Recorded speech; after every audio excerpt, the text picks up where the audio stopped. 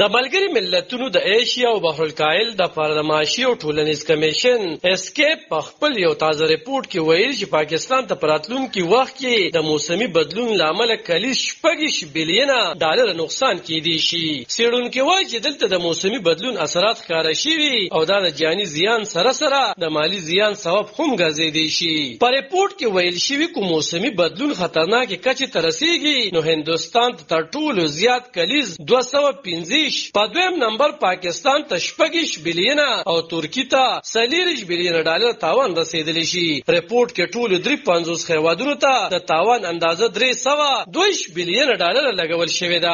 پاکستان په دې هیوادونو کې په لومړي نمبر دی چې تاوان یې د ملک مجموعي قومي آمدن 9.1% جوړیږي. ریپورت کې ویل شوی کوم موسمي بدلون خطرناکې کچې ته ونه رسیږي نو دا تاوان کمیدي شي. د پیښور پوهنتون د ماحولیات د زده کړې د څانګې مشر ډاکټر نفیس محمد وایي چې د موسمي بدلون له وجې د توده کچه زیاته شي چې یو ور سره د اوبو کمی مخې ته راشي او بل بهر د کار کول دورانیه د ګرمۍ له امله راکمه شي چې په پیداواري صلاحیتونو اغېز پرې وباسي. نوموړي وویل چې په پاکستان کې د موسمي بدلون اثرات لیدل شروع شوي دي. ګرمي ورځ تر بلې زیاتېږي، بارانونه یا کم شوي او یا بې وخته کېږي، د سیلابونو کچه هم زیاته شوي او د دې تر ټولو زیات اثرات په زراعتو پریوزي. د ملګرو ملتونو په ریپورت کې ویل شوی چې پاکستان کې د موسمي بدلون لامل کلیز 2.2 میلیون خلک اغیزمن کیږي او ورسره د 500 نه زیات خلک ژوند د لاسه ورکوي.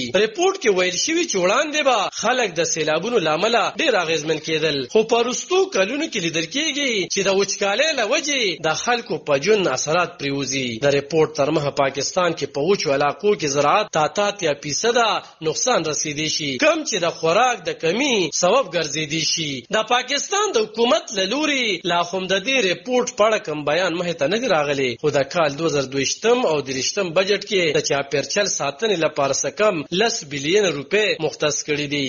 د پاکستان د ماحولیاتي وفاقي وزیر شیر رحمان په 19 جون ویلي و چې موسمي بدلون یو نړیواله ستونزه ده او د نړۍ د 100 نه زیات هیوادونه اغیزمن کړي دي. نوموړي ویلي و چې پاکستان کې هم د دغه اثرات ښکاري او د غنمو، غنو او نورو فصلونو پیداوار کې کمی راغلي دي. علب خان شیرپو، دلبر نیوز 400.